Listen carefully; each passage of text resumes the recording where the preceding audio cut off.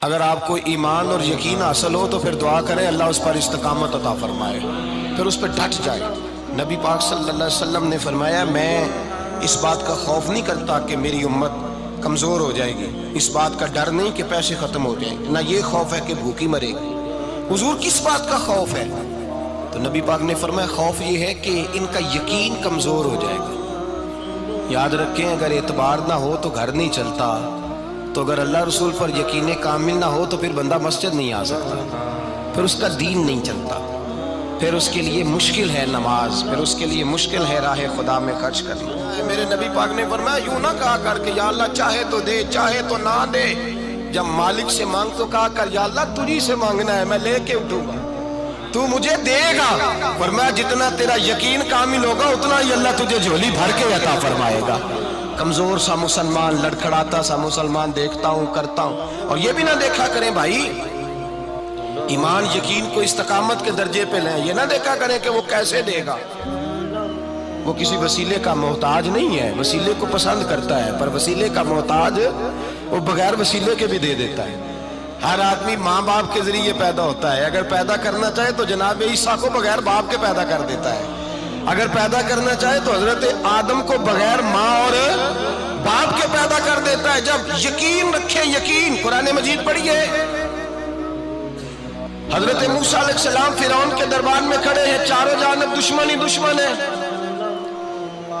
جادوگر آ گئے، انہوں نے سانپ چھوڑے، حضرت موسیٰ کے ہاتھ میں ڈنڈا تھا۔ حضرت موسیٰ کہتے ہیں یا اللہ کیا کروں؟ تو اللہ تعالیٰ نے فرمایا اپنا عصا پھینک دو۔ کہنا چاہیے تھا نا کہ یا اللہ ایک ہی تو شے ہے، اتنے سانپ ہے، بچانے کے لیے ڈنڈا ہے وہ پھینک دوں؟ ڈنڈا پھینکا جاتا ہے، سانپ کو دیکھ کر کے قابو کیا جاتا ہے۔ یہ میرا اور آپ کا ذوق ہے نا، لیکن انبیاء کرام کا انداز ملاحظہ کیجئے میرے عزیزو۔ اللہ فرماتے ہیں ڈنڈا، اے موسیٰ ڈال دے اپنا عصا، پہلے نہیں فرمایا کہ سانپ بن جائے گا، فرمایا بس تو ڈال دے۔ میں اور آپ ہوتے ہیں تو سام سامنے ہے، ڈنڈا ہاتھ میں ہے، ہم کہیں گے عجیب بات ہے، یہی تو دفاع کی چیز ہے، اسی کو ڈال دوں تو بچوں گا کیسے؟ کہا ڈال دو، تو حضرت موسیٰ نے ڈال دیا، کہا میرے رب کا حکم ہے تو میرے لیے بہتر ہی ہوگا۔ اللہ فرماتے ہیں جب موسیٰ نے ڈالا تو میں نے اس ڈنڈے کو، اس عصا کو اژدہا بنا دیا۔ اب کبھی عصا بھی اژدہا بنے، کبھی چھڑی بھی بہت بڑا اژدہا بنی ہے، لیکن قرآن کہتا ہے جناب موسیٰ نے ڈالا تو اللہ نے اژدہا، بلکہ اس سے پیچھے چلیے، عورتیں کمزور یقین کی ہوتی ہیں نا، جناب موسیٰ پیدا ہوئے تو اللہ فرماتے ہیں میں نے موسیٰ کی ماں کے دل میں بات ڈالی، ماں کے دل میں صندوق میں ڈال کے تو اس کو دریا میں بہا دے۔ اور بھائی صندوق میں کہہ سکتے ہیں نا آکسیجن کیسے جائے گی، اور دریا میں بچے بچنے کے لیے ڈالے جاتے ہیں کہ ڈوبنے کے لیے ڈالے جاتے ہیں؟ ماں کے دل میں یقین کمزور نہیں تھا ماں کا۔ انبیاء کے ماں باپ موحد ہوتے ہیں، دین کو ماننے والے، ماں کے دل میں اللہ نے بات، اللہ قرآن میں کہتے میں نے وحی کی، میں نے القاء کیا، میں نے بات ڈالی۔ حضرت موسیٰ کی ماں کہتی ہے میں نے ڈال کے نا سمندر میں بیٹا، میں نے سمندر میں بیٹا ڈال کے صندوق میں بند کر کے رب کے حوالے کیا۔ آپ فرماتے ہیں میرے مالک کا بھروسہ کیا تو پھر میرے مالک کا کام دیکھو، کمال دیکھو، میں نے دریا میں ڈالا، اللہ نے فرعون کے گھر میں میرے بیٹے کی پرورش کرا دی۔ یہ یقین کی حضرت موسیٰ کے پاس قوم آئی، قرآن پڑھیے، کہا جناب پانی چاہیے، وَإِذِ اسْتَسْقَىٰ مُوسَىٰ لِقَوْمِهِ، موسیٰ نے اپنی قوم کے لیے پانی مانگا، ہم نے کہا فَانْفَجَرَتْ مِنْهُ اثْنَتَا عَشَرَةَ عَيْنًا، اپنا ڈنڈا پتھر پہ مارو۔ عقل والا آدمی ہوتا تو اڑ جاتا، کہتا یا اللہ پتھروں سے بھی کبھی پانی نکلا ہے؟ اضرب بعصاک الحجر، مارو پتھر پہ ڈنڈا۔ اللہ کے نبی نے منٹ نہیں لگایا، ٹھا کر کے ڈنڈا لگایا، فَانْفَجَرَتْ مِنْهُ اثْنَتَا عَشَرَةَ عَيْنًا۔ اللہ فرماتے ہیں جناب موسیٰ نے ایک عصا مارا، میں نے 12 چشمے جاری کر دیے۔ تو لے تو لا اللہ کرتا ہے، اللہ کہتا ہے پڑھ نماز روزی دوں گا، کہتا ہے سوچتا ہوں۔ اللہ فرماتا ہے آجا مسجد میں تیرا ہو جاؤں گا، کہتا ہے دیکھتا ہوں۔ رب فرماتا ہے تو میرے محبوب کی غلامی کر، میں تجھے محبوب بنا لوں گا۔ تو کہتا ہے تھوڑا بڑا ہو کے داڑھی رکھنی ہے، ابھی سیانا ہو کے، میں ذرا سرٹیفکیٹ لے لوں اسرائیل سے کہ کتنے سالوں کے بعد آئے گی، پھر شروع کروں گا۔ پروگرام بنا رہا ہے، ابھی تو ارادے میں ہے۔ اللہ کے پیغمبر کا ڈنڈا، اور اس سے زیادہ آگے بات ہو گئی، پیچھے فوج لگی ہوئی ہے فرعون کی، مجمع ہے، ہزاروں لاکھوں کا لشکر لے کے، تلواریں نیزے، فرعون پیچھے، آگے دریا آ گیا۔ حضرت موسیٰ علیہ السلام کھڑے ہیں، اب کدھر جائیں؟ اللہ پاک نے فرمایا مارو ڈنڈا۔ کہاں؟ پانی پہ ڈنڈا مارو۔ اب حضرت موسیٰ علیہ السلام پانی پہ ڈنڈا مارے تو پانی ابھرے گا، اس سے زیادہ کیا ہوگا؟ پہلے پتھر پہ ڈنڈا مروایا تو پانی نکلا، اب پانی پہ ڈنڈا مروایا، فَإِذْ فَرَقْنَا بِكُمُ الْبَحْرَ فَأَنْجَيْنَاكُمْ وَأَغْرَقْنَا آلَ فِرْعَوْنَ۔ اللہ فرماتے ہیں موسیٰ نے پانی پہ ڈنڈا مارا تو میں نے پانی میں رستے بنا دیے۔ ایک جگہ ڈنڈا مارا تو پانی نکل آیا، دوسری جگہ عصا مارا تو پانی خشک ہو گیا، 12 چشمے بن گئے، 12 رستے بن گئے دریا میں سے۔ حضرت موسیٰ علیہ السلام گزر گئے اور اللہ فرماتے ہیں فرعون بھی آیا تو اسے میں نے غرق کر دیا، اور وہ کھڑا دیکھتا ہی رہ گیا کہ بنا کیا ہے۔ جب یقین کامل نصیب ہوتا ہے، اعتماد کی دولت اللہ دیتا ہے، جب انسان کو یہ انشراح صدر ہو جاتا ہے کہ میری نجات خدا کے حکم میں ہے اور رسول اللہ کے قدموں میں ہے، جب اسے یہ انشراح حاصل ہوتا ہے تو پھر نماز کا لطف آتا ہے۔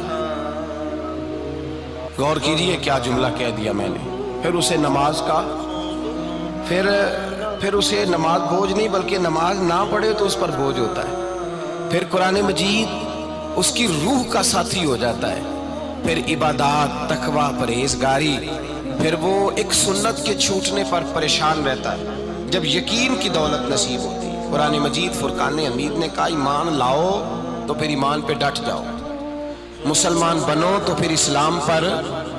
پھر یہ جو کمزوری ہے نا، یہ دیکھتے ہیں، کرتے ہیں، چلتے ہیں، ابھی کل ابھی پرسوں، بہانے ہیلے، ابھی میں نماز شروع کرتا ہوں، دیکھتا ہوں لا الہ الا اللہ محمد الرسول اللہ صلی اللہ علیہ۔ جب کسی نے کلمہ پڑھا تو اس پر پورا دین ضروری ہے، پورا۔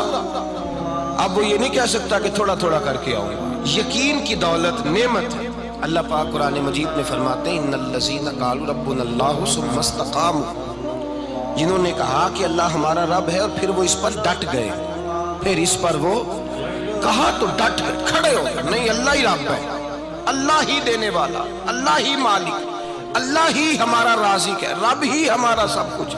جب ڈٹ گئے تو فرمایا تتنزل علیہم الملائکہ، پھر میں ان کی مدد کے لیے آسمان سے فرشتوں کا نزول فرمایا کرتا ہوں۔ فرشتے کیا کہتے ہیں؟ اللہ تخافوا ولا تحزنوا، غم نہ کرنا، خوف نہ کھانا، وابشروا بالجنۃ التی کنتم توعدون، ہم تو تمہیں اللہ تبارک و تعالیٰ کی اس جنت کی خوشخبری دینے آئے ہیں جس کا رب نے تمہارے ساتھ وعدہ کیا ہوا ہے۔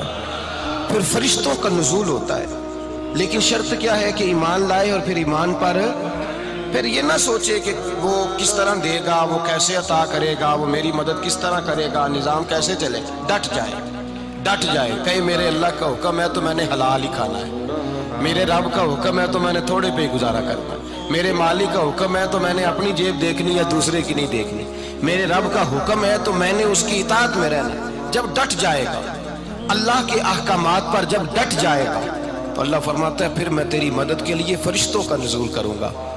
نبی پاک صلی اللہ علیہ وسلم نے فرمایا 2 دولتیں اگر کسی کو اللہ دے دے تو سمجھے اللہ نے اسے دنیا کی سب سے زیادہ دولت عطا فرما دی۔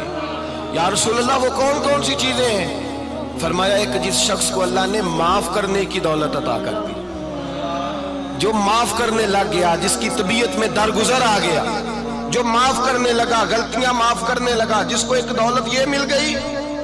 اور دوسرا میرے مصطفیٰ نے فرمایا جسے اللہ نے یقین کی دولت عطا فرما دی، جس کو یہ 2 دولتیں مل جائیں، ایک درگزر کرنا، دوسرا رب رسول پہ یقین کامل رکھنا، اسے کائنات کی ہر شے مل گئی۔